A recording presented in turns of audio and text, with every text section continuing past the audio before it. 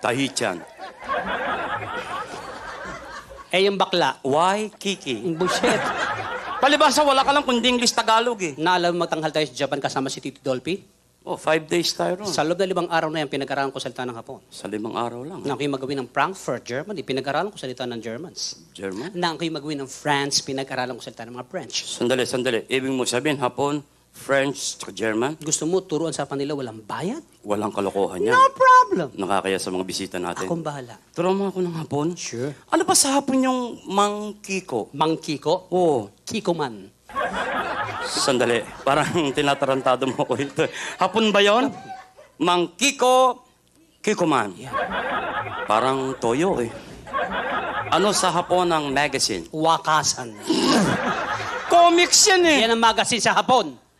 Wakasan. Yan. Ano sa Hapon ang mayaman? Nakakutsi. Anong nakakutsi? Hindi ka mayaman doon, magkakutsi ka. Klasang Hapon. Parang Tagalog talaga Akong eh. bahala. Ano sa Hapon yung binitay na? Ichigaray.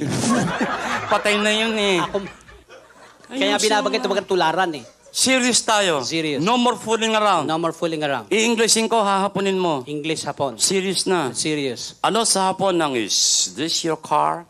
Is this your car? Ano sa Hapon yan? Oh, tumuto. Parang Tagalog talaga eh. Hapon, ang kulit eh. Ano sa Hapon ng is this my car? Is this my car? Ano sa Hapon yan? Oh, tukuto. Talagang tinatarantado mo ako, Sino no? ba nag-aral? Ikaw. O racket ko to.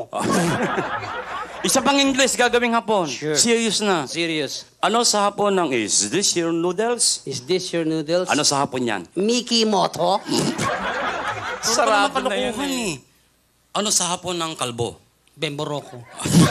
Artista yun eh. Sa tatong hindi pa inihalo sa Tagalog yun. Sa mga hayop naman tayo. Sa hayo. Ano ang baboy sa Hapon? Baboy? Yan. Kamukha mo. Sige, tumawa kayo. Tataba din kayo, kala nyo. Anong baboy sa Hapon? Kamukha mo. Eh, gwapo. O, kamukha ko. Buiset!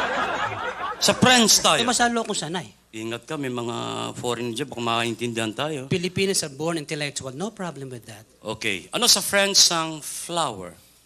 Le fleur.